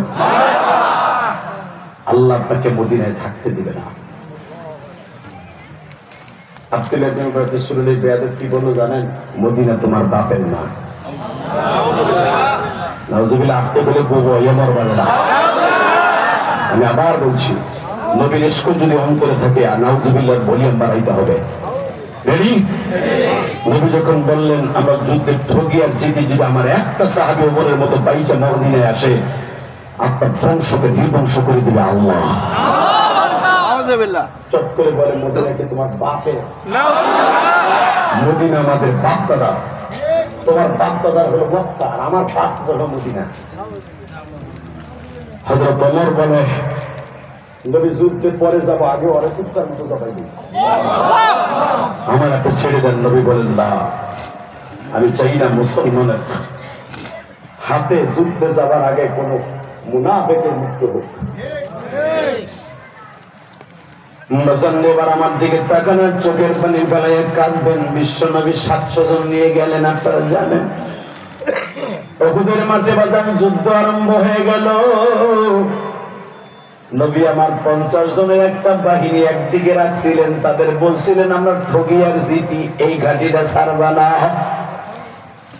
এই গৃহপটটা ছাড়বা না যেখানে যাইয়া হাজিরা বাবা দাঁড়ায় দাঁড়ায় কাঁদবে সেই রুমা পাহাড়ের গিরিপটটা বাবা 2 পাহাড়ের মাঝখানে 70 জন মানুষ দাঁড়াইলে বাবা কাতার দিয়ে দাঁড়ানো যায় এমন একটা নালা পাহাড়ের 2 পাহাড়ের নালা বাবা এই পাহাড়ের কাছে 70 জন সাহাবী নবী দাঁড়া করায় রাখছিলেন কেউ বলেন 50 জন দাঁড় করায় রাখছিলেন বাজান প্রথম সাহাবীদের যখন বিজয় লাভ হয়ে গেল সাহাবীরা মনে মনে ভেবেছিলেন আমাদের বিজয় হইছে আর দাঁড়াবার এখানে দরকার নাই তাদের চিন্তা ভাবনার ভিতরে বাবা শয়তান ধোঁকা দিয়ে ফেলেছে ওই যে নফসাম্বারের মধ্যে কাম হয়ে গেছে বাবা তারা ভুলে গেছিল নবীর কথা ঠগি আর জিতি এই ময়দান ছাড়বা না ওই বাজান তারা এই কথাটা ভুলে গেছিল বাবা এই হাদিসের দ্বারা বোঝা যায় নবীর কথা মান্য করলেই বাবা বিপদে পড়বো কথা কর না কেন বাজার নবীর যুগে নফসাম্বারের পিছনে পড়ে গেছে তাদের ভিতরে একটু লোভ কাজ করছে, যদিও এখন এই টাইমে বলা ঠিক না, বলা যাবে না সাহাবীদের সামনে, কিন্তু বুঝাবার জন্য বলছি বাবা, শয়তান তাদের মধ্যে একটা লোভের জাল ফেলায় দিছে। একজন দাঁড়ায় বলতেছে, উসাইল বিন আমর বলতেছে, বন্ধুরা আর থাকা লাগবে না। আবু মুসা আশারি বলে, ভাই নবীনা বলছিল ঠগি আর যেতে এই পথ ছাড়া যাবে না। হ্যাঁ বেটা, ঠিক আছে, বিজয় লাভ করে গেছি বলে 11টা মাসে 11টা বস্তি আমরা বিজয় লাভ করছি, বাকি সময় তো পড়ে গেছে। আর সাইয়া দেখ, সব সাহাবীরা পাহাড়ের উপরে, আলী ওই যে দাঁড়ায় দিছে, ওমর দাঁড়ায় দিছে, আবু বকর ধরক টান দিয়ে ভাগ করে দিছে, এবং ওদের মাল সাবানা গনিমতের মাল অগযুদ্ধের সরু সাবান দিয়া সব সাহাবীরা রেডিয়ে বসে আছে। ওরা যদি সামনেও আসে উভয় ঘুরে হেলাবে। আমার বিনোদ সাহেব বলে, ভাই নবী বলছে আমরা ঠগি আর জিতি এই রাস্তাটা ছাড়বা না। ওই সাহাবীর একজন ধাক্কা দিয়ে তাই বেশি বুঝো, তুই মদিনার মানুষ না, মক্কার মানুষ, আমরা মদিনার মানুষ। যখনই তাদের নফস আমবারার পাই নবীকে পড়ে গেলেন, কিন্তু ভাই ভাইবেন না তারা জাহান্নামে যাবে, তারা সবাই জান্নাতি। আল্লাহু আকবার বলতে হবে। নফস আমবারার জাল যখন পড়ে গেছে, সঙ্গে সঙ্গে মাত্র আধা ঘন্টার ভিতরে 11টায় বিজয় হলো। 11:30টার সময় দেখে ময়দানে শুধু লাশ আর লাশ, মুসলমানের লাশ। সাহাবীদের চোখে চোখে পড়ছে। এমন ভাবে খালিদ বিন ওলীদ আক্রমণ করছে, আবু জাহেলের ছেলে ইকরামা রাদিয়াল্লাহু তাআলা আনহু আজমাইন এমন জোরে আক্রমণ করছে তার বাবার প্রতিশোধ নেওয়ার জন্য। পাগলের মতো সাহাবীদেরকে বানাই ফেলাইছে। এমনকি হযরত আলী যেখানে দাঁড়ায় ছিল, আলী ওইখান থেকে জাম্পিং করছে, জাম করে নিচে নাইমা শোনে নবী নাই। আমি দেখবো নবীর আশে কয়জন আছে। আপনি যদি শোনেন যে 16 নবী আসছিলেন, আসার পর একটা মুনাফিক নবীর একটা টোপ দিছে, নবী মারা গেছে, যদি শোনেন, আমার মনে হয়েছে ছোট্ট মসজিদের ইমাম সাহেব হইলে তার হাতে যদি রামদাও থাকে তাহলে মতো সাফায় বলতে ওই মায়ের প্রতি আমার নবীকে আঘাত করেছে,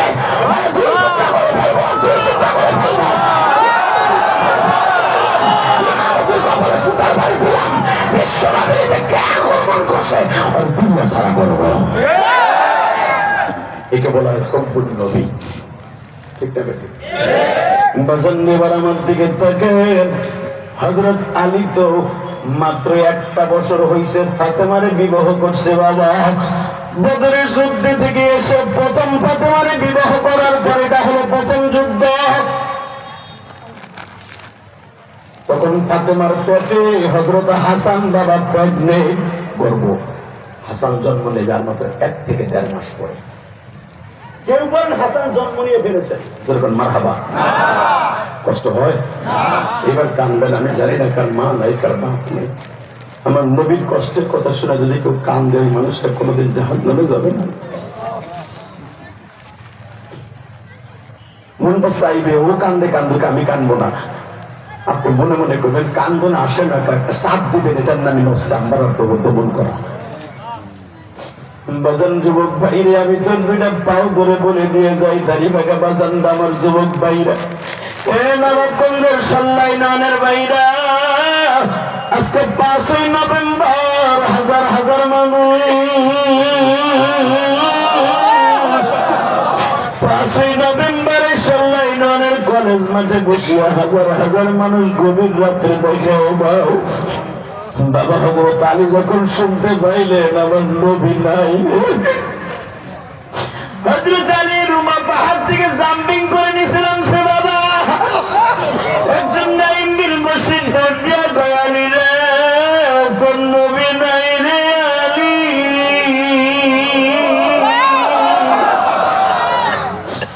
আলীর পিঠের মধ্যে কয়েকটা বল্লম ছিল বাবা। তীরের ধনুক বাবা শলার মধ্যে ভরা ছিল, টান দিয়ে এইভাবে 3টা মারত। হাতের মধ্যে 2টা তরবারি ছিল, যেই তরবারি দিয়ে আলী জুলফিকার হিসাবে কচু গাছের মতো বেঈমান গুলা কাটত। ধর ধনুকে জমিনে ফেলে দিয়া, তরবারি জমিনে ফেলে দিয়ে আলী কয় আমার মাইরা ফেললা, আমি বাইসা থাইকলাম কি?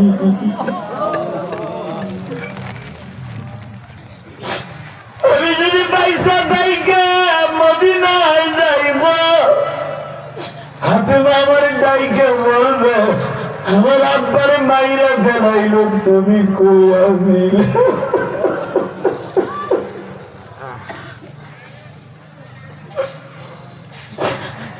আমি ফাতেমারে কেমনে মুখ দেখাবো? উসমানের বিবি উম্মে কুলসুমকে কেমনে মুখ দেখাবো? কেমনে মুখ দেখাবো? আল্লাহ দেখো আমার বাইরে কান্দে, জানি না এদের মধ্যে কার মা নাই, কার বাবা নাই। এই 5ই নভেম্বর আমি সাক্ষী রাইখে গেলাম, আমার সেই আলেম বাইরে নবীর ইশকের আগুন দিয়ে কলিজা জ্বালায়, চোখ দিয়ে 1 ফোঁটা পানি ফেলাইতেছে। জীবনে একবার হলো আমার নবীর স্বপ্নে দেখাইব আল্লাহ।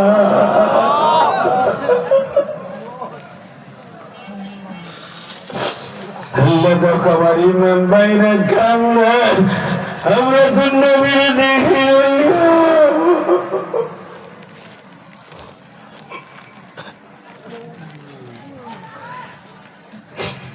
আমার নবী যদি এই যুগে থাকতো, জানি না আমি কি করতাম, আমার ইমাম ভাইরা কি করত। তবে আমার বিশ্বাস, আমার নবীর সামনে যদি এই কথাটা শুনতাম, অন্তত রইসুল মুনাফিক আব্দুল্লাহ ইবনে উবাই ইবনে সুলুলের মতো কোন বেঈমানকে বাঁচাই রাখতাম না। আব্দুল্লাহ ইবনে উবাই ইবনে সুলুল মার্কা হলো বাংলাদেশের কাদিয়ানি। এই কাদিয়ানির গোষ্ঠীকে বাংলার জমিনে থাকতে দিব, কিন্তু মুসলমান নাম নিয়ে না। আর থাকুক, কোনো দুঃখ নাই। আর থাকুক, কোনো দুঃখ নাই। মুসলমান নাম নিয়ে থাকতে পারবে না। রাজি আছেন না? নাই রাজি আছেন না? কিন্তু আমার দিকে টাকা যুবক, জীবন তো চলেই যাবে। ওই মরণটা মরতে চাই, সেই মরণ মরলে কোনো টেনশন নাই। রেডি? রেডি? দেখা যাবে এইবার কোন মায়ের ভূত আমার নবী আসে। খালি বুয়া আসে না, খালি আমরা হুজুররাই আসে। 15ই নভেম্বর ডাক দিয়েছে সরওয়ার উত্তরে, তুমি আওয়ামী লীগ করো, বিএনপি করো, জামাত ইসলাম করো, সে দল করতে পারো, করতে পারো। আওয়ামী লীগের সব নেতারা কি পালাইছে? আসতে পাবো সবাই কি আওয়ামী লীগের আকাম করছে? যারা আকাম করছে ওই বদমাশ পলাইছে। আওয়ামী লীগের সবাই কি নব করতে পালা গেছে? মনে রাখতে হবে, রাখতে হবে। কাদিয়ানীদের বিরুদ্ধে যখন ডাকবে, তখন মুক্তির বিশেষ আমি ইমানদার দাবি হিসাবে ওদের বিরুদ্ধে সাফাই করবো। রাজি আছেন না? রাজি আছেন তো? কাদিয়ানীদেরকে চাষা ইউনুসের কাছে একটাই দাবি থাকবে, তোমার শেখ হাসিনা ওষুধ করবে যে, খালেদা জিয়া ওষুধ করবে। আর আমরা হুজুরাতে এখনো তুমি একটা সূত্র কথা কমে কেন? সুৎখর নামটা যদি ঘোষাইতে চাও, আলিমুল আমার গাড়িতে জান্নাতে যাইতে চাও, ওই বুড়া বয়সে দলীয় সরকার আসলে কাদিয়ানীদেরকে জীবনও তাদের বিপক্ষে কথা বলবো না। আমরা জানি তাদের ভোট কমে যাবে। আর তোমার তো ভোট লাগবে না চাচা, তুমি তো কয়েকদিনের লেগে বেঁচে দেবে। ঠিক না? ঠিক। মরার আগে আর ক্ষমতা সার আগে একটা ভালো কাম করেছ। বাংলাদেশে কাফেরদের, কাদিয়ানীদেরকে কাফের করে দিয়েছে। আলিমুল আমার সাথে যদি থাকো, আমার বিশ্বাস সারা বাংলাদেশে 4 কোটি মাদ্রাসা আছে। একটা কথা বলবো, 4 কোটি মাদ্রাসায় যদি 1000 মাদ্রাসার তালিম গড়ে থাকে, এতগুলো আলেমদের দোয়া তোমার নসিব হয়ে যাবে। কথা বলেন না কেন? ওই ডাক্তার ইউনুস সাহেব কাদিয়ানীদেরকে অমুসলমান ঘোষণা দিতে চান না? আমাদের প্রধান অতিথি আশফাক ভাই আস্তে আস্তে করে পা পা হাতিয়াতি করে প্যান্ডেল লাল সাদা তুই যে রাস্তা দিয়ে যাবি গাড়ি চলে তুই লুলা হবি কিন্তু গালে বলে বইসাল্লাহ এদের জিনিসগুলো ঠিক রাখবে এদের পোলাপান গুলো অলি বানাই দিবে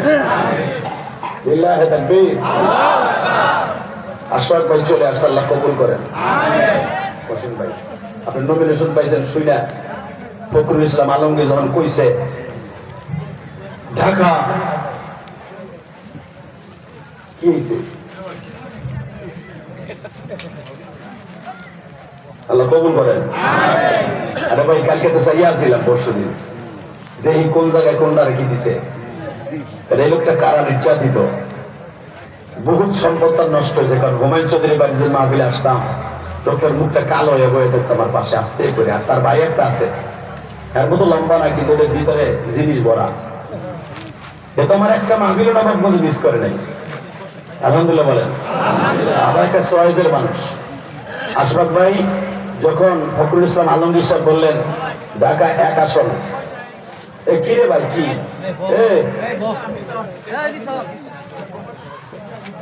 আমি তো জানি 1000 টাকা দিলে তোমাকে মতো সব ক্যামেরাম্যান পাওয়া যায় এত সময় তা হয় না এই যে নোট দিছে এবারে পরে পরে বহইলে বহ একটা উঠবা নহইলে তাও আলহামদুলিল্লাহ তোমারটা নামাও আমি জানি তুমি আল্লাহর ওলি বাংলাদেশে 1 নাম্বার আলেমুল আমাকে এবং বড় বড় নেতাদেরকে জেলখানায় ঢুকাইছে এই মিডিয়াগুলা আমি নবাবগুলোকে কি ওয়াজ করতেছি এটা কি চাচা জানে এরাই আমার এমন বিয়ার দেবে কথা বল না কেন আমার কালকে আর্মিতে গরম ডিম দিব এখন আর আলে বলে গরম ডিমের বলবে না ও রাস্তা দেখা হয়ে গেছে যেরকম মার হওয়া এটা একটা কথা উত্তর দেবে না জমিনের মালিককে আশফাক ভাই আপনাদের নবাবগঞ্জ দোহারে নমিনেশন পেয়েছে নমিনেশন তো পায় নাই সর্বপ্রথম ক্যান্ডিডেট হিসাবে আল্লাহর পক্ষ থেকে কবুল হয়েছে লোকটা অনেক কষ্ট করেছে আল্লাহ তাকে কবুল করুন আরো জোরে তবে আশফাক ভাইকে পাম দিতে যাইয়া আমি এটাও বলবো আমি কেমন সামনাসামনি পাম দিই না আমি এতটুকু বলবো রসুলের হাদিস আল্লাহর কোরআনের দিক তাকাইয়া দুনিয়া আপনাও থাকবেন না আমিও থাকবো না অন্তত নবাবগঞ্জ আর দোহারে যেরকম যে দরবেশ আসছিল না দরবেশ এই দরবেশের কোয়ালিটি যেন আপনি না হন ইনশাল্লাহ বলেন সালমানে রহমান তুমি একটু ক্ষমতার জন্য আমার নবীর কলিজা আঘাত করলাম আশফাক ভাই রাহে নাই আলাদা রাহে নাই তুমি পুরা ইমাম গাজালি সূরা ধারণ করে ভোট নিয়া একবারে হাসিনার কাছে যাইয়া রসুলের কলিজা আঘাত করছো ভাবছিলাম বাইসে যাবা ডাইরেক্ট আমার আল্লাহ দেখাই দিছে তার দিশা দাঁড়িয়ে চাইছেও বাঁচতে পারো ঠিক না ঠিক জোরে কর আরো জোরে তাহলে বোঝা গেল দাড়ি চাচলেই বাঁচা যায় না বাঁচানোর মালিককে ধরার মালিককে ইন্না বাতশা রাব্বিকা লাশাদীদ ইন্নাহু হুয়া ইউবদিউ ওয়া ইউঈদ এটা আমার কথা না কোরআনের কথা আমি দেহি বিশ্লেষণ করি দেহি বান্দা কত দূর যাইতে পারে যাক তারপরে বাইত আমি ধরি ইন্না বাতশা রাব্বিকা লাশাদীদ আমি রব যখন ধরি আমি আর নাই সারি আল্লাহ কবুল করুন সকলে আমিন আরো জোরে আশফাক ভাই আর কোনো প্রোগ্রাম নাই আজকে বলেন সব কথাগুলো বলেন শোনেন মেয়া ইলেকশনে আজ পর্যন্ত জোর পারবেন আজকে একটু শুনে যান মারহাবা বলেন আল্লাহ যারা দুনিয়ার সম্মানী তুমি তাদেরকে আখেরাতে সম্মানী বানাই দিও বাবা দুনিয়া আমি ইলিয়াস রহমান জিহাদি কত সম্মান করে আশফাক ভাই শুদ্ধ আমার চেহারার দিকে এখন তাকায় থাকবে কারণ আমি আজকের মধ্যমণি আশফাক ভাইয়ের মতো যদি আমারুল্লাহ আমান সাহেব আসতেন এবং তারেক জিয়া সাহেব যদি আসতেন, আমি যদি না আসতাম, এই লোকগুলো এখানে আসতো না। ঠিক না বেটে? তাহলে বোঝা গেল এক একটা মিটিং এর এক একটা মধ্যমণি হলো এক একটা ম্যান। তাদের মধ্যে আমি আজকে আশফাক ভাইয়ের আজ থেকে প্রায় এক যুগ আগের থেকে তার সম্পর্কে আমার সব জানা। তার আগের থেকে বেশি জানাই নবাবগঞ্জে আমি আর আল্লামা দেলোয়ার হোসেন সাইদি কোরআনের পাখি দিনের বেলা ওয়াজ করছিলাম নবাবগঞ্জের সেই কলেজ মাঠে। আপনারা জানেন তখন আমার যৌবন কাল। সাইদি সাহেব নবাবগঞ্জ সেদিনখানায় চেয়ারে বসে, তখন ওনার 6টা দাঁত সামনে দিয়ে বাঁধা, উনি পার্লামেন্টের মেম্বার। উনি আমাকে বলেছিলেন, জিয়াদি সাহেব আপনারা একদিন মাঠে ময়দানে থাকবেন, আমরা থাকবো জেলখানায়। তো যা বললো তাই হলো, কথা বলেন না কেন?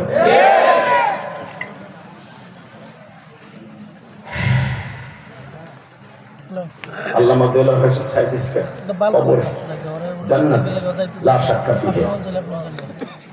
কেউ যদি জালেমের জিনজিরখানায় বিনা অপরাধের থেকে ধুকে ধুকে মারা যায়, কষ্ট হইতেছে? 5 মিনিট কথা বলবো, 5 মিনিটের ভিতরে শুধু একটা কথার উত্তর দিবেন, এই জমিনের মালিককে। নবীরে কান্দাইয়া আল্লাহর মনে কষ্ট দিয়া পৃথিবীতে কেউ কিছুদিনের জন্য সুখী থাকতে পারবে না, কিছুদিনের জন্য। মৃত্যুর সময় আপনার সাথে ভয়ঙ্কর মৃত্যু পৃথিবীতে কেউ হতে পারবে না। তার জ্বলন্ত প্রমাণ আমি আপনাদের বলে দিব। কয়েকদিন আগে আওয়ামী লীগের পার্লামেন্টের মন্ত্রী মৃত্যুবরণ করেছে। মৃত্যুর সময় আজরাইলের সাথে দেখা দেওয়ার সময়ও তার হাতের মধ্যে হাত করা পড়া, দেখেন নাই? দেখছেন তো, হাতের মধ্যে হাত করা পড়া, এই অবস্থা মৃত্যুবরণ করছে। হালাকে তাদের চোখের ইশারায় ধরাকে সরা বানিয়ে অনেক কিছু করা হইতো। হাত করা পড়া অবস্থায় জিন্নি শূন্য একটা বেডের মধ্যে আজরাইল তাকে থাবা দিয়ে নিয়ে গেল। কথা বলেন না কেন? আর আপনার আমি যদিও মরি, অন্তত বালিশটা থাকবে আমার মাথার নিচে, আমার ছেলে মেয়েটা থাকবে আমার ডাইনে বামে, আর কেউ না থাকুক আমার মেয়েটা আমার মাথার কাছে সরে ইয়াসিন তেলাওয়াত করবে। আমার চাইতে বড় দামি আর এই নবাবগঞ্জে কে হতে পারে? মৃত্যুর সময় যে ইয়াসিন সূরা পড়তে পড়তে মৃত্যুবরণ শুনবে। তাকান এদিকে, সর্বময় ক্ষমতার মালিককে। যুদ্ধের মোড় ঘুরে গেল, সাহাবীদের শুধু লাশ আর লাশ। হট করে নবী দেখতে আসছে, আমার সাহাবীদের শুধু লাশ। এই সময় ইবনে কুমাইয়া নামে একটা কুলাঙ্গার, যার কথা কোরআনে আসছে, আবার ডবিরে 7.5 হাত একটা লম্বা রূপার আছাড়ি বানানো একটা বল্লমের আঘাত দিয়ে নবীর মাথার উপরে এমন জোরে বাড়ি দিয়েছে। উহুদের মাঠে যারা গেছেন বাবা, মসজিদে উহুদ, শুহাদায়ে উহুদ যে মসজিদটার নাম গো বাবা, এখানেই ছিল ওই গর্তটা। নবীর যখন মাথার উপরে বাড়ি দিয়েছে, নবী আমার গর্তের মধ্যে পড়ে গেছে। গর্তটার গভীর ছিল বাবা 7 থেকে 8 ফিট। ওই গর্তের মধ্যে পড়ে নবী মাথাটাকে কাট করে দিয়া যখনই জমিনে শুয়ে পড়েছে, আব্দুল্লাহ ইবনে কুমাইয়া বাবা নবীর এই মুখের উপরে এমন জোরে একটা আঘাত করেছে। নবীর আঘাত মাথার বেঈমানের টার্গেট ছিল, নবীর এখান দিয়ে তরবারিটা ঢুকায় দিবে। বললেন না নবীর গলার মধ্যে ঢুকায় দিবে। যখন বেঈমান মিস্টেক করলো, নবী আমার এত একজন বাবা অত্যন্ত দামি একজন টেকনিশিয়ান ছিলেন বাবা। নবী আমার এত বড় বাচ্চা ছিলেন, সারা পৃথিবীতে আমার নবীর মতো বুদ্ধিমান মানুষ আল্লাহ কাউকে বানায় না। আমি এবার তাকাবার চোখের পানি ফেলাও মানে 5টা মিনিট। আমার আশফাক ভাইয়ের সাথে যারা আসছেন, জীবনে সুযোগ আর হবে কিনা আমি জানি না। ভাইজান হতে পারে আজকে আমি ঢাকার থেকে আসছি, আশফাক ভাই হয়তো ঢাকার থেকে বাসার থেকে আসতে পারবে। আপনারাও যার যার বাসার থেকে আসছেন, আর বাসায় ফিরে যাইতে পারবেন কিনা জানি না। হতে পারে সোলা মাটি আমার জীবনের শেষ ওয়াজ, হতে পারে এটাই আশফাক ভাই এবং তার নেতা কর্মীদের শেষ ওয়াজ। বাবা এইটা যারা মনে করবে ওয়া আম্মা মান খাফা মাকাম রাব্বিহি ওয়া নাহান নাফসা আনিল হাওয়া ফাইন্নাল জান্নাতা হিয়াল মাওয়া, যারা নফসের সাথে সদা সর্বদা জিহাদ করে মৃত্যুর কথা দিমাগের মধ্যে রেখে চলবে, আমি আল্লাহ তাদের দুনিয়া থেকে জান্নাতুল মাওয়া দলিল করে নিয়ে আসবো। বাজান আমার নবীর কথা শুনিয়া মাত্র 2 ফোঁটা চোখের পানি বরাদ্দ করো। তোমার গুনাহ করতে লাগবে 60 বছর 70 বছর, আমার আল্লাহর মাফ করতে লাগবে 1 সেকেন্ড টাইম। এ আমার কলিজার টুকরা নবাবগঞ্জের বাইরা 5ই নভেম্বর আজকে সাক্ষী দেখে যাবে ঢাকায় 1 আসনের মনোনয়ন পদপ্রার্থী বাবা আবু মোহাম্মদ আশফাকের সামনে বলিয়া গেল সে আমার মতো মাহারা হইতে পারে। মাহারা বাবা শুধু এই জমিনে বসে একটা কথা দামি শোনাই দিয়ে যায়, এই জমিনে যাদের বাবা মা নাই ওদের মতো দুঃখী আর কেউ নেই গো। আমার নবীর মা বাবা নাই, বেঈমান যখন দ্বিতীয়বার নবীকে আক্রমণ করেছে, নবী আমার আস্তে করে মাথাটা টান দিয়ে সরিয়ে ফেলেছে। তরবারির আঘাতে বল্লমের আঘাতে আমার নবীর সামনের নিচের 2টি দাঁত ভেঙে গেছে। নবী আমার সাথে সাথে ঘাড়ের থেকে চাদরটা নামাইয়া, আর নবীর জানা ছিল যদি আমার রক্ত জমিনে পড়ে আমার আল্লাহ ঈসা নবীর মতো আসমানে তুলে নিয়ে যাবে।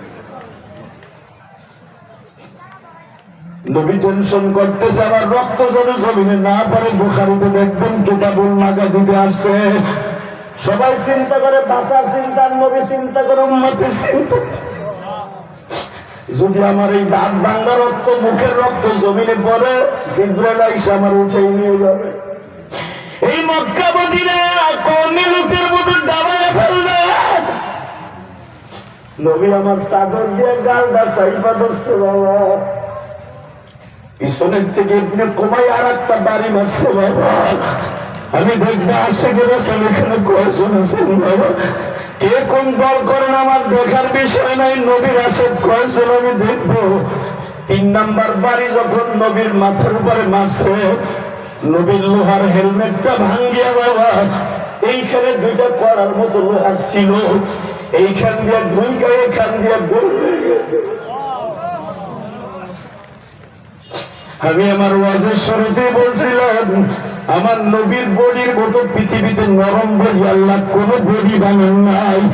ও বাজার নরম বডির মধ্যে দিয়ে যখন লোহার কড়া 2টা এখান দিয়ে ঢুইকে এখান দিয়ে বের হয়ে গেছে, নবী আমার গাল ছেড়ে দিয়ে মাথা 2টা ধরে এইভাবে চিল্ল আর বলে, হে মিকদাদ তুই এলান করিয়া দে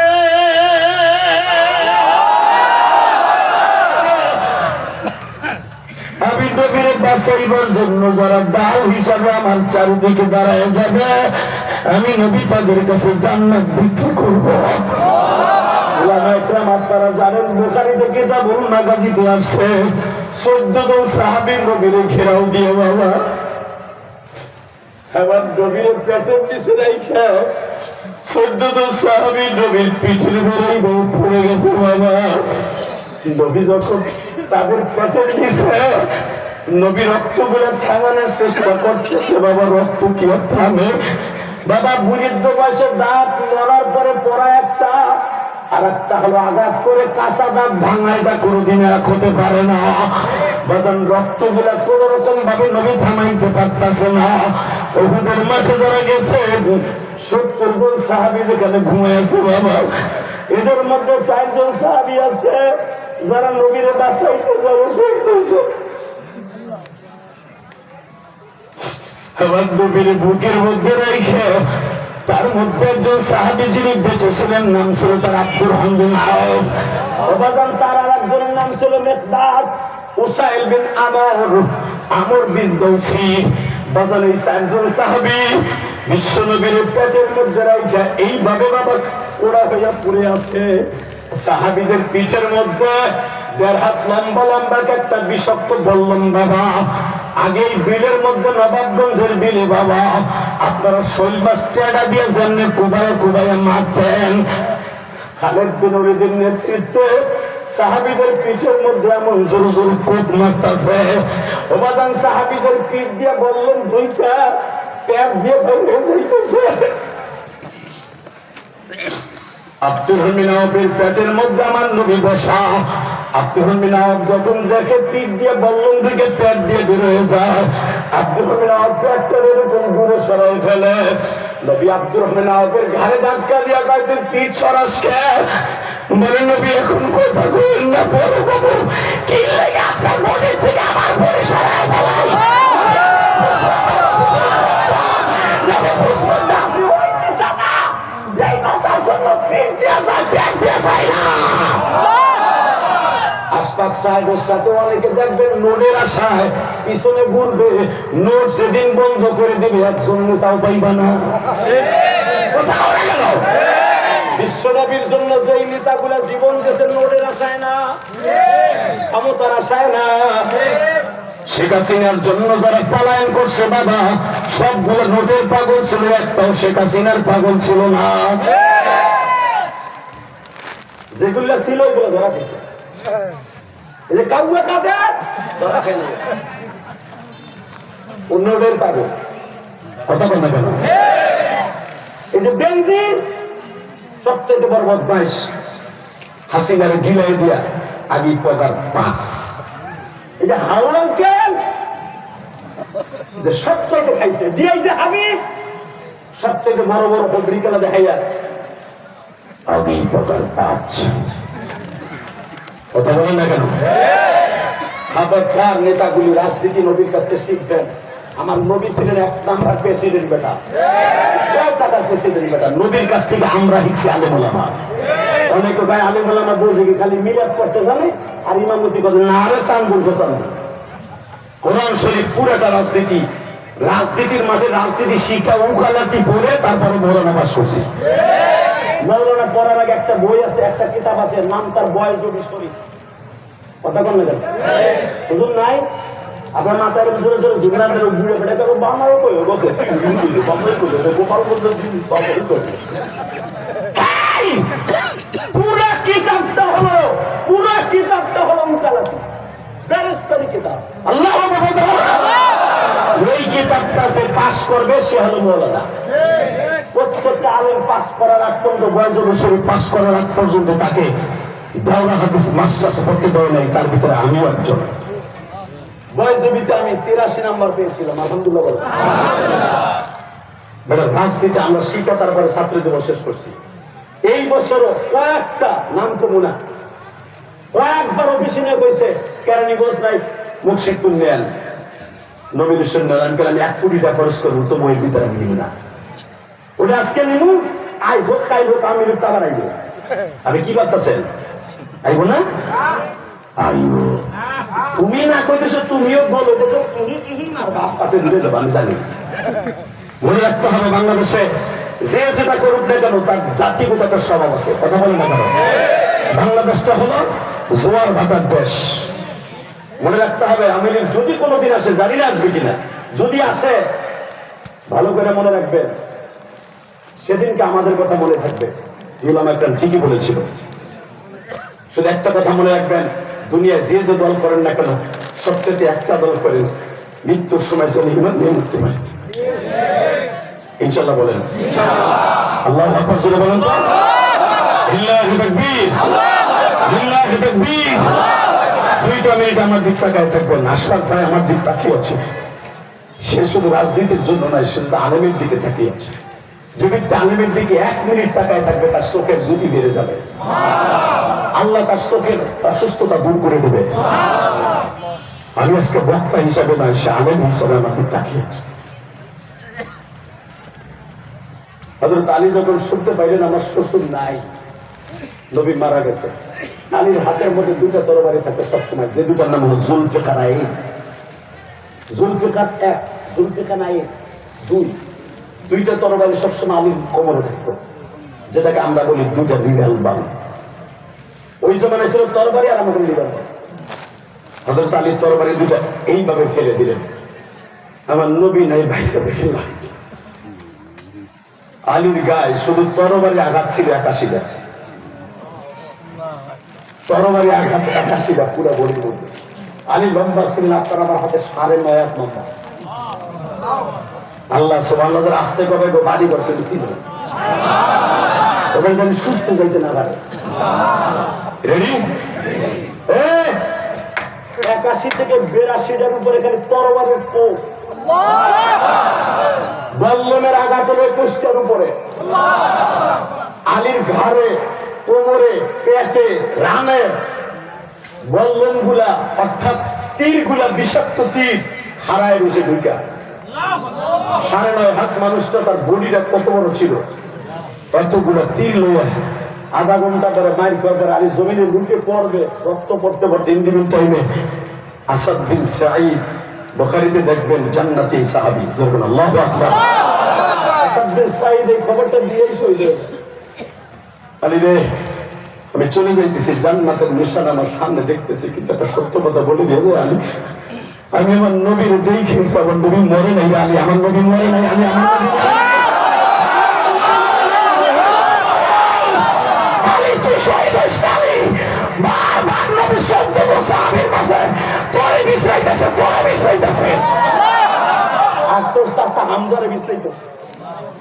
হামজা শহীদ হয়ে গেছে, তুই বাইচে আছো, এই কথা বলে শাহাদাতের সুদা পান করে। হযরত আলী আবার একজন বেঈমানদের ল্যাং মেরে ফেলে দিয়া বাবা তার হাত থেকে তরবারি ছিনিয়ে নিলেন।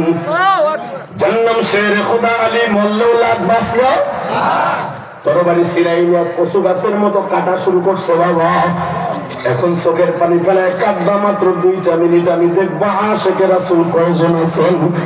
নেতাকারে কয় রে বাবা, কর্মীকারে কয়। এইরকম নেতার যদি একটা কর্মী থাকে, ওই লোকটা কোনোদিন বিজয় লাভ ছাড়া থাকতে পারে না। এবার নেতার কর্মী দেখেন কাকে বলে বাবা? হযরত আলী কোরআন করে করে যাইতে যাইতে দেখে রুমা পাহাড়ের পিছনে, যেখানে এখন মসজিদ, যে দেখে আমার নবীর সাহাবীরা গর্তের থেকে টাইনা উঠাইয়া একটা জল চোখের পরে বসাইয়া চাদর দিয়ে ঢাইকা রাখছে। আমার নবী বলে, আলী রে তুই কই আসছিলি? আলী, আমি তোর বিশ্রাইতেছি। আলীর শরীরের মধ্যে আঘাত দেখে আমার নবী এই হাতটা দিয়ে আলীর পিঠে হাত দিয়া বলে, আলী রে আমার দাঁত ভেঙে গেছে।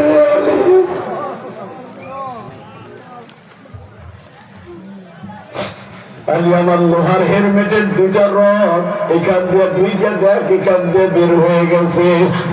আমি যদি পারস আমার এই রড 2টা টাইনা উঠে দে। আমি নবী যন্ত্রণায় আর মাথা সোজা করে বসতে পারতেছি না। আলী বাজানো অনেক চেষ্টা করার পরে নবীর রড 2টা উঠানো হইল, কিন্তু গালের রক্ত বাবা বন্ধ হচ্ছে না। এবার তুমি চিল্লাবার কান্না। আমার মহিলা মাদ্রাসার মায়েরা যারা আসছেন, মদিনার মধ্যে খবর হয়ে গেল ফাতেমার বান্ধবী উসাইলা বিনতে নায়মা ফাতেমার ঘরের সামনে যা বলো, ফাতেমা রে তোমার বাবা বলবে উহুদের মাঠে মারা গেছে।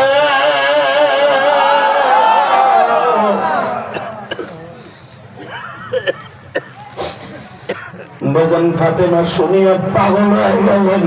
প্রেগনেন্ট অবস্থায়, যে অবস্থায় ফাতেমার গর্ভে হাসান বাবা, এই অবস্থায় দৌড়ে যাইতেছে একটা চাটাই মুড়ি দিয়া বাবার চাটার উপরে বসাইয়া ড্রেসিং করবে। বাচ্চাদের এই দুনিয়ায় দেখবেন বাবার সবচেয়ে বেশি ভালোবাসে ছেলে মেয়ের মধ্যে মেয়েরা। এই জন্যই নবী বলেছে, আমার ফাতেমা সমস্ত মহিলাদের জান্নাতের সন্তানিনী, জান্নাতের সন্তানিনী, জান্নাতের সন্তানিনী। ফাতেমা দৌড়ে যে বাবার মাথার সাজদা ধরে বলে, বাবা তুমি যখন সকালবেলা উহুদের মাঠে আসতেছিলা, আমার 9 জন মার কাছ থেকে বিদায় নিলা, ফাতেমার কাছ থেকে বিদায় দিলেন। আমার ঘরে যাইতে একবার বলল না, মা যুদ্ধে যাইতেছি। আমার নবী কান্দে কয়, মা আমি জানি এই যুদ্ধের একটা অন্যরকম আভাস আসতে পারে, এই জন্য আমি তোরে বলি নাই মা, আমার অসুস্থতার কথা তোর কাছে বলতো না করছি। তোরে কে খবর দিল যে আমি শহীদ হয়ে গেছি? ফাতেমা বলে বাবা গো, মদিনার মুনাফিকরা এলান করে দিয়েছে তুমি মারা গেছো। বাবা তুমি কি জানো, আমি ফাতেমা 11 বছর বয়সে মা হারাইছি। আশফাক ভাই আমি 12 বছর বয়সে মা হারাইছি। আশফাক ভাইয়ের পিছনে যারা বসে আছেন, কে কোন বয়সে মা হারাইছেন আমি জানি না।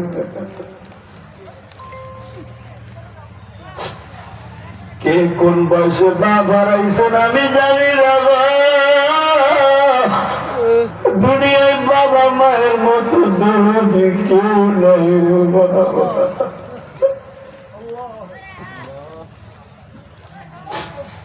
আশফাক ভাইয়ের বাবা মা বেঁচে আছে কিনা আমি জানি না। আছে তাই যেন আমি একটা কথা বলে দিয়ে যাই, যদি তার জনম দুঃখিনী মা আজকে বাইচে থাকতো, আর যদি শুনতো নবাবগঞ্জ ঢাকায় 1 আসনের আমার ছেলে নমিনেট দলের থেকে প্রার্থী হিসাবে দাঁড়াবো, সবচাইতে বেশি খুশি হইতো মা, সবচাইতে বেশি খুশি হইতো বাবা।